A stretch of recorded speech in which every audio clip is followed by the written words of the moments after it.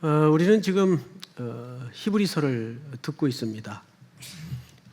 지난 시간까지는 지난 주는 추수감사주일이었고 지난 시간까지는 우리가 히브리서의 그 교리적인 부분을 조금은 딱딱했지만 쭉 20여 차례에 걸쳐서 들어왔습니다.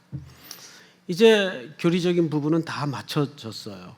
그리고 이제 오늘부터는 실질적으로 그래서 그러면 우리는 어떻게 살 것인가, 뭐 어떻게 해야 되는가에 대한 그 실천적 적용점을 우리가 만나게 됩니다. 그래서 오늘 본문을 조금 위로 벗어나서 19절을 보시면 이렇게 시작을 합니다. 그러므로라는 접속사로 시작을 하죠. 바로 이 표현 의미가 지금까지 우리가 한 20여 차례에 걸쳐 들어왔던 그 교리적인 측면을 얘기합니다. 그러므로 그럼 우리는 어떻게 살아야 될 것인가? 이제 첫 번째 실천적 적용을 이제 히브리 기자는 어떻게 말하고 있는가를 좀 보도록 하십시다. 그러므로 형제들아, 그리고 쭉 내려가서 22절 마지막 부분에 보니까 온전한 믿음으로 하나님께 나아가자. 자, 앞을 잠깐 보실까요?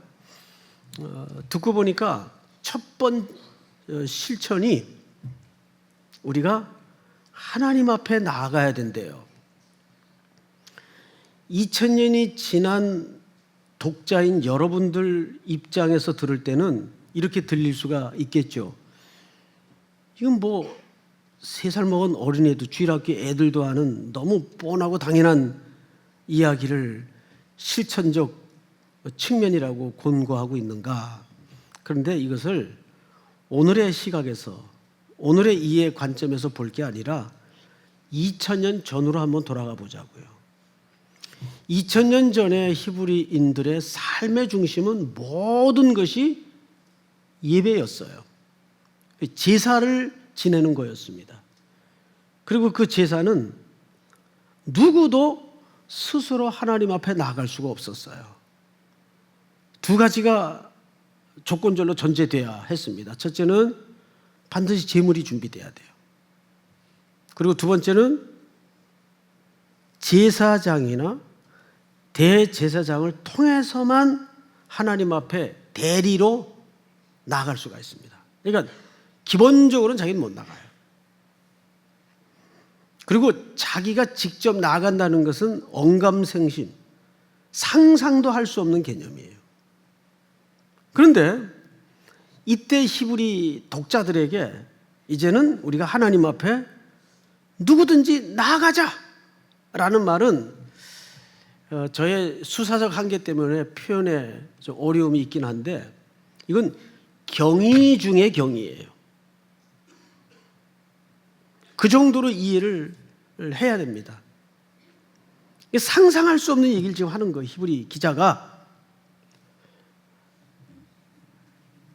누구든지 하나님 앞에 이제는 나아갈 수 있다 그래요. 그러니까 그게 믿어지겠나 말이에요. 그러다가 경을 치면 어떡하려고, 큰일 날라고. 자, 그런데 여기에는 그렇게 하나님 앞에 직접 나아가야 되는 중요한 이유가 있어요. 자, 우리 19절을 볼까요? 그러므로 형제들아, 우리가 예수의 피를 힘입어 성소에 들어갈 담력을 얻었다. 그 전제 조건이 뭡니까? 그럴 수 있었던 전제 조건이 예수의 피입니다. 피라는 것은 죽음을 전제하죠.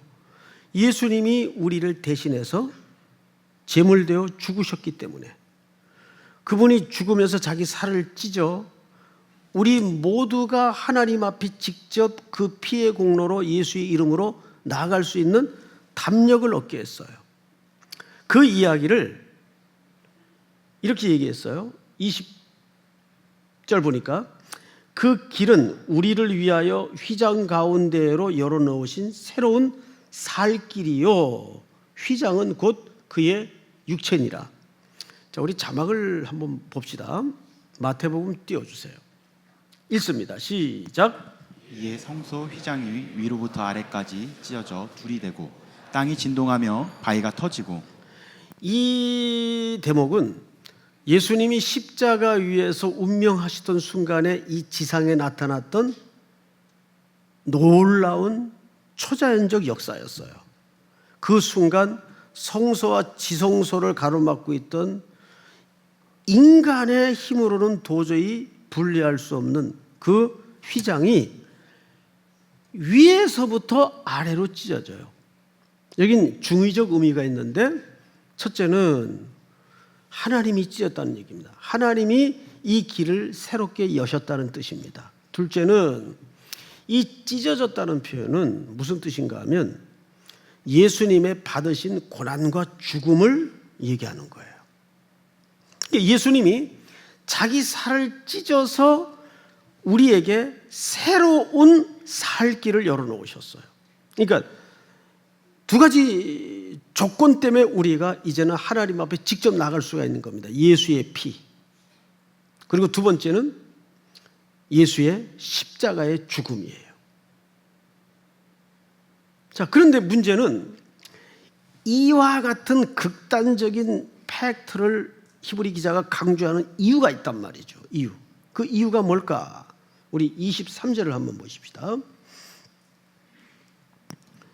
또 약속하신 이는 믿으시니 우리가 믿는 도리의 소망을 움직이지 말며 굳게 잡고 그랬어요. 자, 이게 좀 수식한 단어들이 추상적이기 때문에 좀 모호하고 애매해요. 그래서 이거를 오늘은 세 토막으로 끊어서 설명을 드릴 테니까 여러분 이해를 돕기 위해서 세 토막으로 끊어서 설명을 드릴 테니까 잘 들어보시기 바랍니다. 첫째, 우리가 믿는 도리가 뭘 얘기하는 걸까? 뭐 당연히 진리가 아닐까? 맞는 듯 하지만 옳은 대답은 아니죠. 믿는 도리라는 것은 우리 그 헬라 말에 보면 이렇게 돼 있더군요. 호몰로기아. 이 호몰로기아라는 말은 무슨 뜻인가 하면 고백이라는 뜻입니다. 성도들의 고백. 자, 우리가 다 고백을 갖고 있잖아요. 신앙 고백을 갖고 있죠. 그것을 압축한 고백서가 사도신경입니다. 우리가 사도들의 그 고백과 같은 고백을 갖고 있어요. 그걸 이제 더 요약을 하면 이렇게 되는 거죠. 나는 내가 죄인인 걸 알아요. 그래서 나는 예수님이 필요한 걸 알고 그 예수님이 나를 위해 오셨고 내 죄를 십자가에서 대신하여 죽으신 사실을 믿고 이제 그분을 내 구주로 맞아들이며 구주를 넘어서 그분은 나의 주인이 되십니다를 저는 고백해요. 여러분들도 같이 고백을 갖고 있죠? 우리는 세례를 받았을 때 그 고백을 다 했어요. 여기서 속아요. 그러면 그 고백을 한 걸로 다 된 줄 알아요. 그럼 뭐가 또 남았나? 그리고 그 고백을 한 것으로 그 고백이 자기 신앙 실력인 줄 알아요. 여러분, 고백을 한다는 것과 그 고백을 끝까지 붙드는 건 다른 문제예요. 그래서 오늘 여기 보면 굳게 붙잡고라는 표현이 있죠. 23절을 보세요. 소망을 움직이지 말며 굳게 뭐예요? 잡고 그랬어요. 자, 여러분, 이제 오늘 이 부분을 좀 분리해서 설명을 들을 필요가 있어요. 첫째, 내가 예수 그리스도를 방금 말씀드린 것처럼 그렇게 고백한다는 문제와 그 고백을 붙잡고 저 피니시 라인까지 끝까지 완주하는 것은 조금 다른 문제입니다. 자, 여기에 피니시 라인까지 걸어가는데 어려움이 몇 가지가 있어요. 그 어려움을 지금부터 좀 여러분 현장의 언어로 현실에 맞게 한번 설명을 해볼게요. 우선 첫 번째, 히브리인들의 시각에서 한번 보자고요. 그들은 평생 조상적부터 유대교를 믿고 있다가 이방 땅에 흩어져 디아스포라로 살면서 어느 날 자기 앞에 주어진 복음을 만나게 되었어요. 그리고 예수 그리스도가 메시아이시고 구주이심을 고백하게 됐습니다. 이제 우리와 똑같은 신앙 고백을 갖게 되었어요. 근데 문제는 우리가 신앙 고백을 하는 것은 새로운 사람으로 태어나는 사건이지만 갑자기 어른으로 태어나는 게 아니란 말이에요. 영적인 성인으로 태어나는 게 아니란 말이죠. 우리 뭘로 태어납니까? 이제 막 걸음마를 떼는 영적인 어린아이와 같은 모습으로 태어난다고요. 맞죠? 그러면 이 어린아이가 이제 자기 걸음도 걷기가 힘든 상황이고 면역력도 약하고 자립하기가 쉽지 않아요. 비바람 앞에 그냥 고꾸라진단 말이에요. 이때 막 개종한 이 어린아이와 같은 그리스도인들에게 어떤 어려움이 외부적으로 있었나요? 일단 본토 유대인들이 다시 유대교로 복귀하라는 강력한 도전이 있었어요. 너희가 추종하고 믿고 고백하던 그 예수는 잘못된 것이다. 그런 십자가에 무기력하게 죽어가는 예수라면 우리가 신봉하고 따를 이유가 없지 않느냐. 잘못된 것이다. 그래서 회유에 강력한 도전이 있었어요. 두 번째는 그 강력한 도전에 많은 사람들이 흔들릴 수밖에 없었던 것은 실질적으로 로마 제국 아래 흩어져 살면서 기독교인으로 산다는 게 이렇게 어려운 일인지는 몰랐어요. 너무너무 힘든 일이더라고요. 그래서 많은 사람들이 흔들거리고 있었어요. 왜? 어리니까. 아직 어리니까.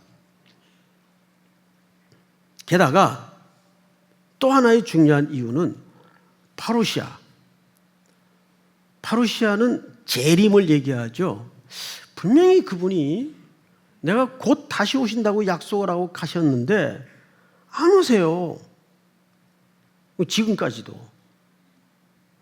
그러니 그 당시 성도들의 입장에서는 얼마나 답답한 일이었겠어요. 야, 이거 우리가 이게 번지수를 좀 잘못 잡은 거 아닌가 정말? 심지어는 사도들도 헷갈렸어요. 그래서 사도행전 1장에 보면 이런 누가의 기록이 있습니다. 주의 나라가 언제 임합니까? 바로 파루시아를 물은 거예요. 그러니까 그 유명한 본문이 나오게 되었죠. 때와 기한은 너희 알 바 아니요. 오직 성령이 너희에게 임하시면 너희가 권능을 받고 예루살렘과 유다와 사마리아와 땅끝까지 이르러 내 증인이 되라. 그 유명한 본문은 사실 그래서 나온 본문이에요. 제자들마저도 헷갈렸어요. 일부 사도들마저도 헷갈렸어요. 주님의 파루시아는 언제 이루어지는가? 오늘날에도 이 건강치 못한 시한부 종말론 때문에 많은 성도들이 어려움을 당하고 있지 않아요? 이때 가지나 안팎으로 우겨싸움을 당하는데 성도들이 그 혼란에 확 흔들리고 있었습니다. 더디 오시니까 이거 아닌가 보다. 뭔가 우리가 이거 잘못 짚었다. 게다가 외부적인, 그러다 보니까 외부적인 유혹과 새로운 이야기들이 자꾸 곁에서 새끼를 치고 들어옵니다.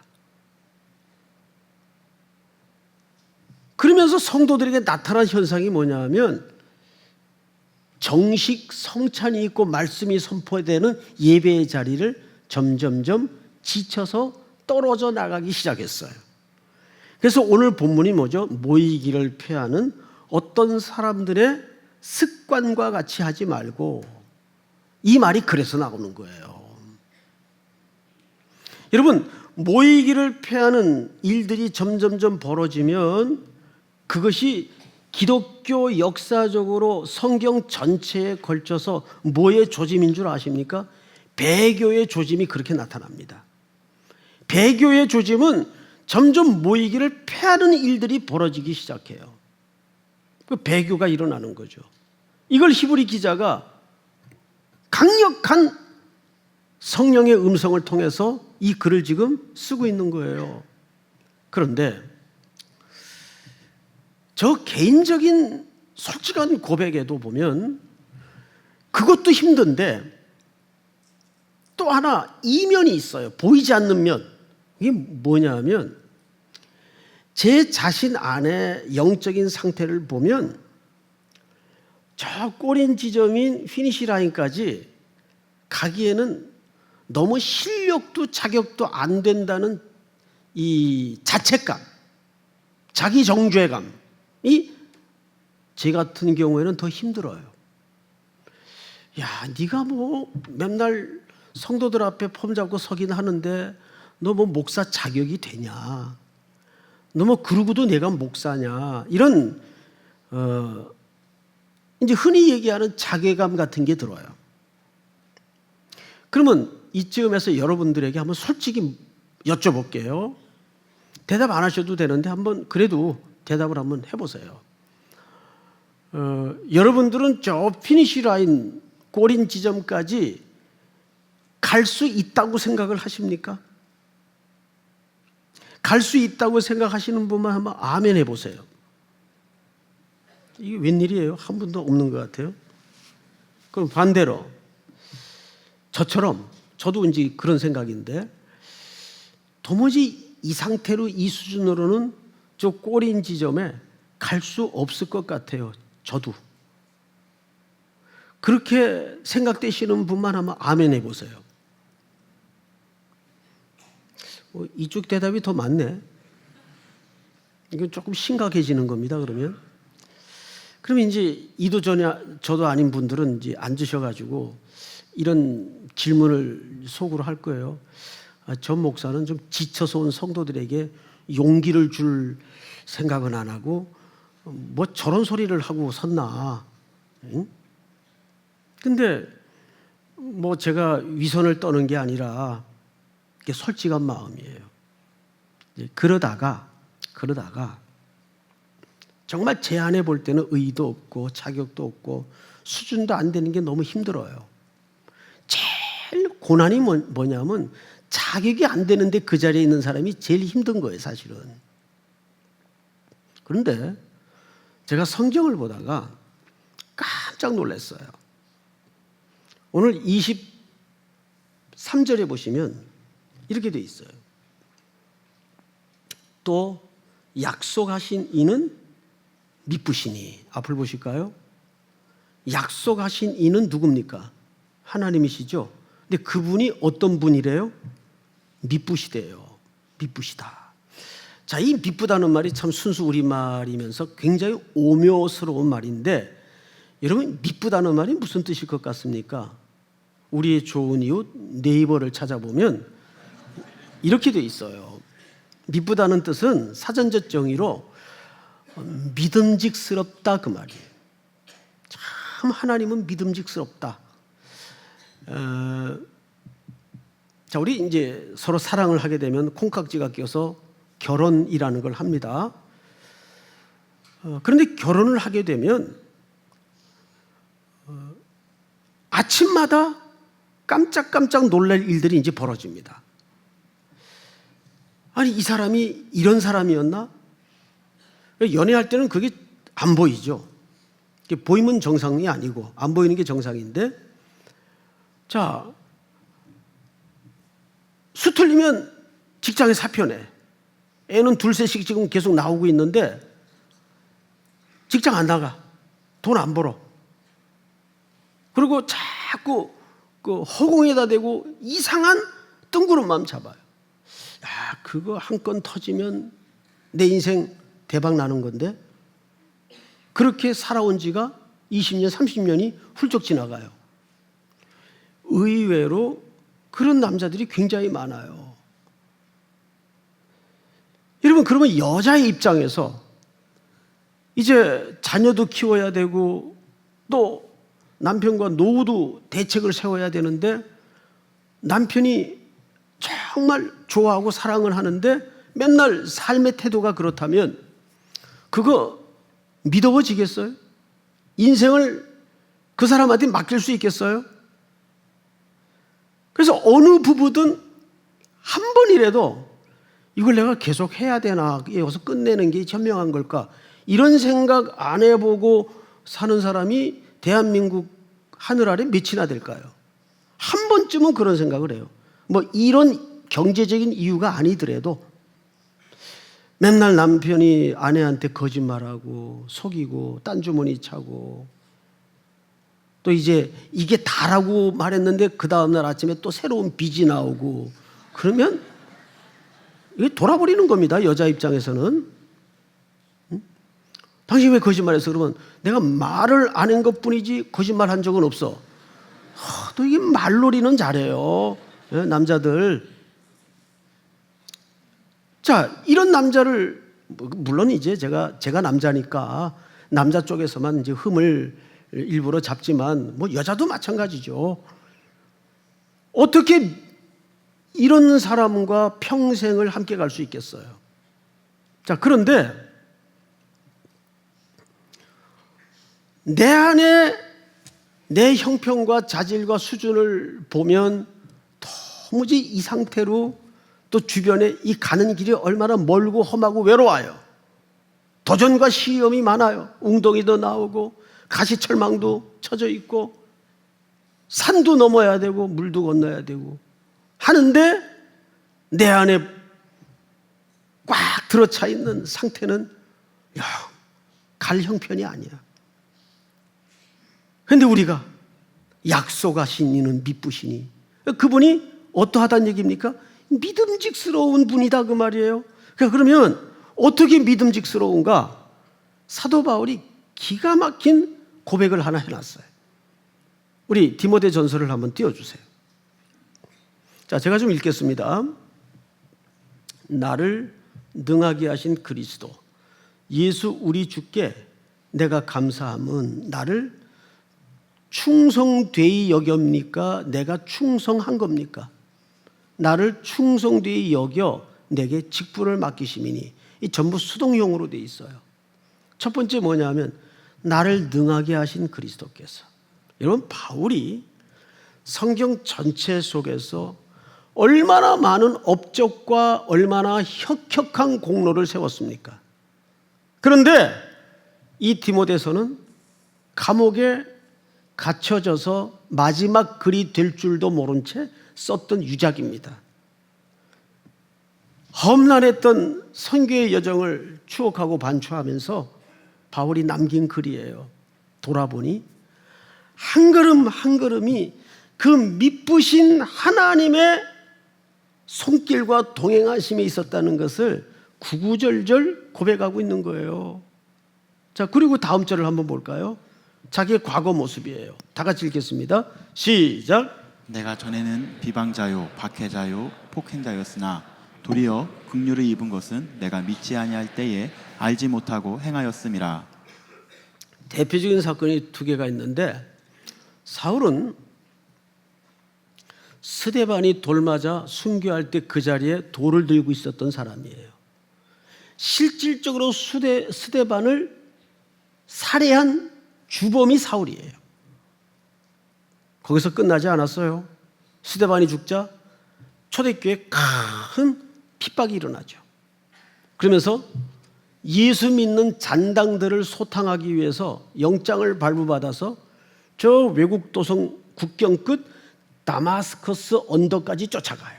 다메섹이라고 성경에 나와 있죠. 거기서 누굴 만납니까? 부활의 주님을 만나요. 주님은 거기까지 쫓아갔어요. 거기까지. 그러니까 여기 이 본문의 고백처럼 내가 전에는 비방자요 박해자요 폭행자였으나 도리어 긍휼함을 입은 것은 내가 믿지 아니할 때 알지 못하고 행하였습니다. 그리고 그 다음 절 한번 보십시다. 다 같이 시작. 우리 주의 은혜가 그리스도 예수 안에 있는 믿음과 사랑과 함께 넘치도록 풍성하였도다. 여기 주목해야 될 표현 하나가 눈에 걸립니다. 우리 주의 은혜가 그리스도 예수 안에 있는 무엇과. 자, 그럼 이 믿음은 내 믿음이에요? 그리스도의 믿음이에요? 그리스도의 믿음을 얘기하는 거예요. 아니 예수님에게 무슨 믿음이 필요했나? 그분이 주님이신데. 자, 여기서 이 믿음은 중요합니다. 뭘 믿었다는 거예요? 예수님이 우리를 믿었다는 거예요. 그럼 믿을 만한 무슨 건덕지나 조건이 있었을까? 없죠, 당연히. 믿을 만한 조건이나 건덕지가 없어요. 그런데 우리를 택하시는 순간 어떻게 만들겠다고 믿었어요. 그 믿음은 자기를 근거로 한 믿음이에요. 왜?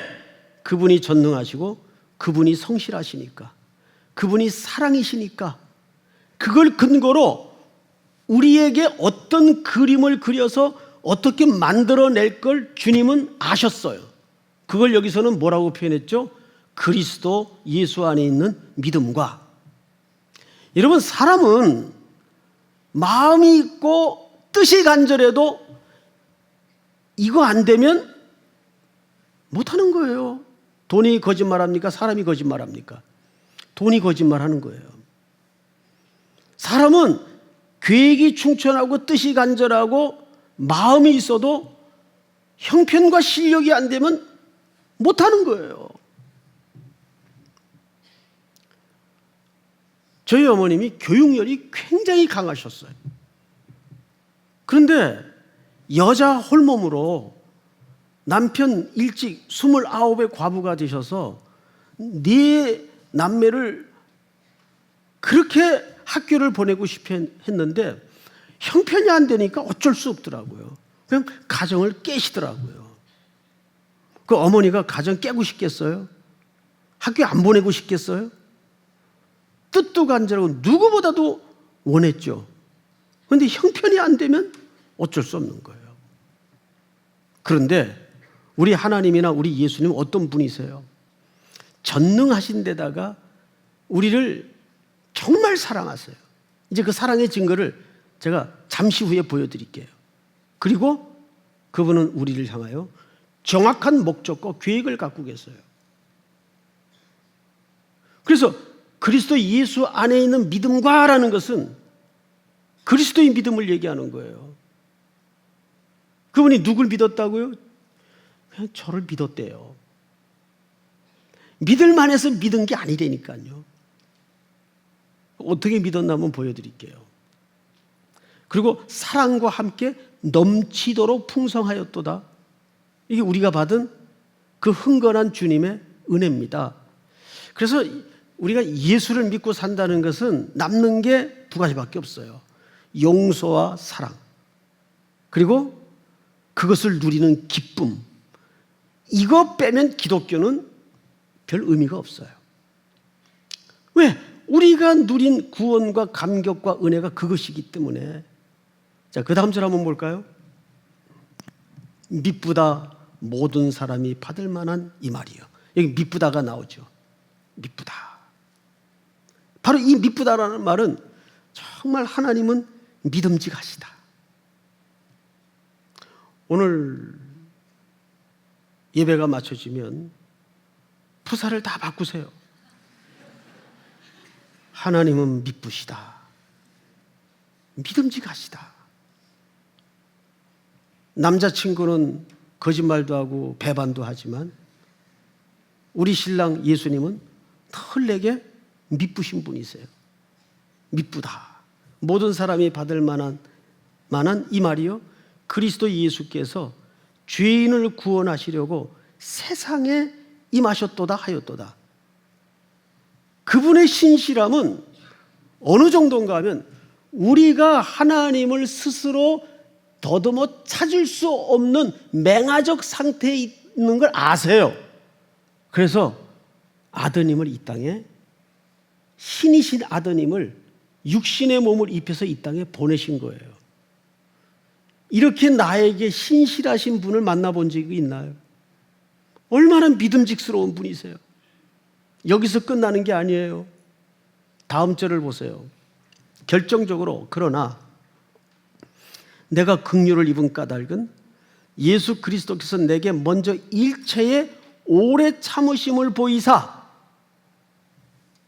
하나님은 지금도 송태근이를, 우리 사랑하는 삼일교회 성도들의 공동체를 일체 오래 참으심으로 지금도 기다리고 계세요.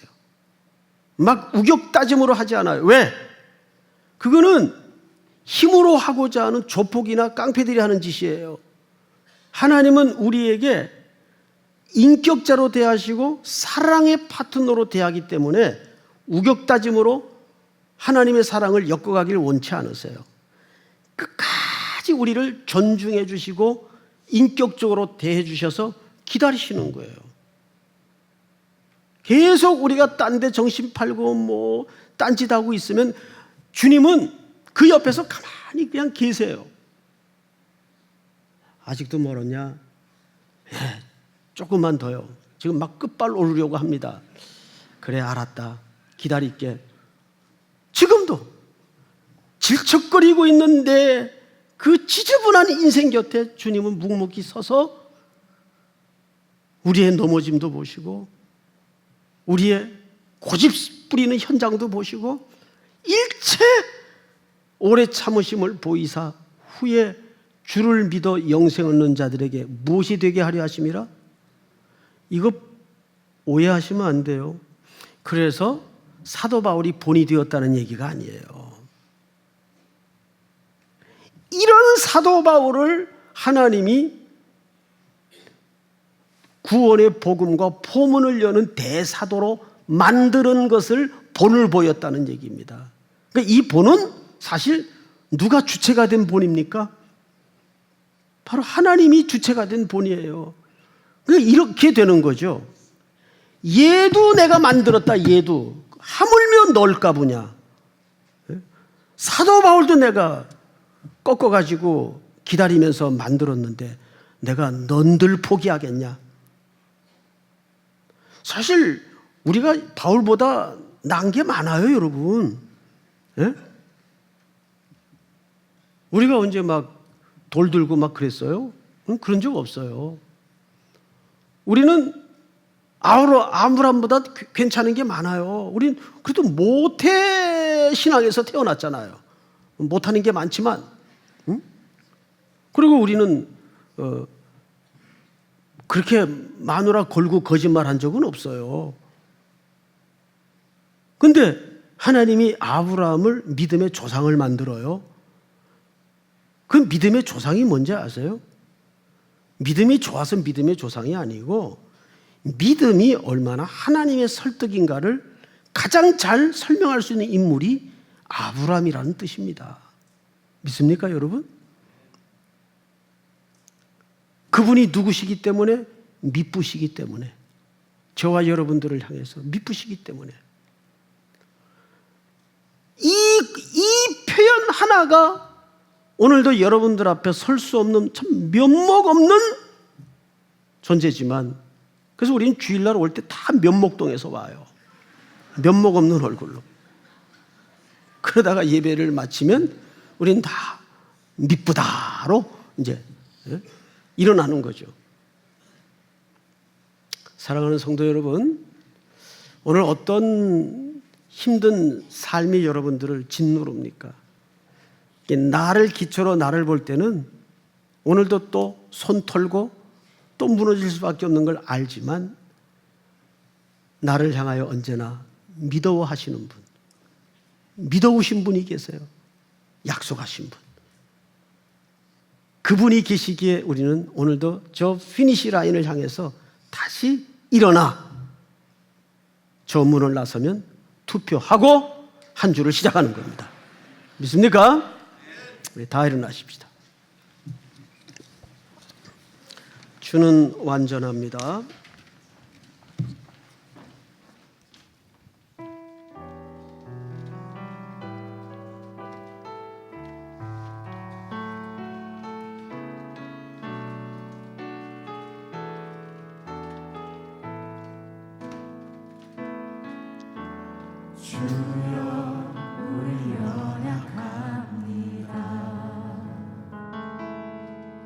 우린 오늘을 힘겨워합니다. 주 뜻 이루며 살기에 부족합니다. 우린 연약합니다. 주여, 우린 넘어집니다. 주여, 우린 넘어집니다. 오늘 하루 또 실수합니다. 오늘 하루 또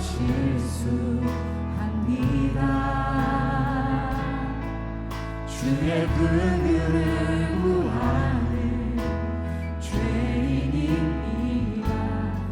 우리 주만 바라봅니다. 없는 주님의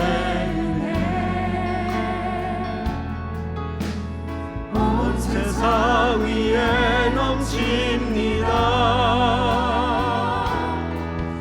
가릴 수 없는 주 영광 온 땅 위에 충만합니다. 주님만 이기리오니 우린 그 길 따라갑니다. 우린 그 길 따라갑니다. 그날에 우릴 이루시 주는 완전함이 한없는 주님의 은혜 한없는 주님의 은혜 온 세상 위에 넘칩니다. 가릴 수 없는 주 영광 가릴 수 없는 주 영광 온 땅 위에 충만합니다. 온 땅 위에 충만합니다. 주님만이 이기리오니 우린 그 길 따라갑니다. 우린 그 길 따라갑니다. 그날에 우릴 이루시 주는 완전합니다. 주는 완전합니다. 우리 머리 숙여 고요히 기도합시다. 오늘 주신 말씀을 기억하며 반추해 봤으면 좋겠어요. 우리가 신앙을 고백하는 것과 그것을 굳게 붙잡는 것은 참 다른 문제입니다. 우리는 지금 이미 출발을 했지만 아직도 꼬린 지점은 멀고 험하고 많이 남아 있습니다. 그 길에는 수많은 유혹, 가시밭길, 비바람, 폭풍우가 있습니다. 그 길을 걷긴 우리 내면을 보면 너무 실력이 없어요. 이렇게 해서 이 길을 끝까지 걸을 수 있겠나 하는 자괴감에 스스로 무너질 때가 한두 번이 아니겠습니다. 그러나 우리는 마지막 주님 그 한마디를 고백할 수 있기에 다시 일어섭니다. 약속하신 이는 미쁘시며 오늘 주신 말씀 붙들고 다시 한번 그 미쁘신 하나님 손에 붙들려 저 피니시 라인까지 한 걸음 한 걸음 또 일어나게 하여 주시옵소서. 주여 부른 다음에 기도합니다. 주여 하나님 은혜를 감사합니다. 오늘 노래도 귀한 말씀 하나님의 은혜 앞에 머물 수 있는 큰 은혜 큰 복